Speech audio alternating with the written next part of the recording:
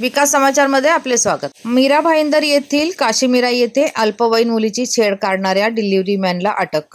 कोलकाता येथील रुग्णालयात डॉक्टरचा बलात्कार आणि खून आणि 2 शाळकरी मुलांचा विनयभंग तसेच महिला आणि अल्पवयीन मुलींवरील लैंगिक अत्याचाराच्या अनेक घटनांवरून राज्यात संतापाची लाट उसळली असताना अत्याचाराची आणखी एक धक्कादायक घटना घडली आहे।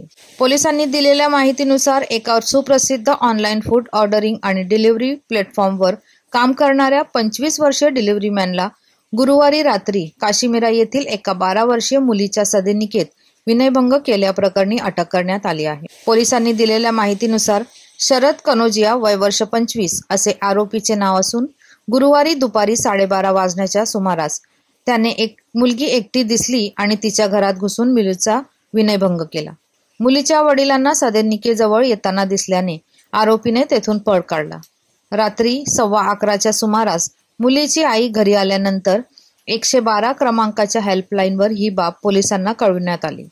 वरिष्ठ पोलीस निरीक्षक राजेंद्र कांबळे यांच्या देखरेखीखाली काशीमीरा पोलीस ठाण्याचे पोलीस कर्मचारी तात्काळ घटनास्थळी पोहोचले आणि तपास करून आरोपीला आपल्या सदनिकेत झोपलेल्या अवस्थेत अवघ्या 30 मिनिटात पकडले।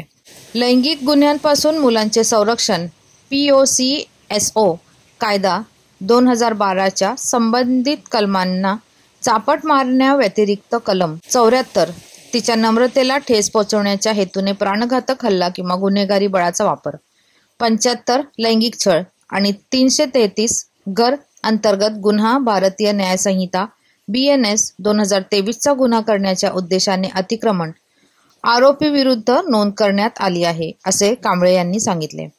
दरम्यान आरोपीला गुरुवारी कोर्टात हजर केले असता पोलीस कोठडी सुनावण्यात आली असून पुढील तपास सुरू आहे।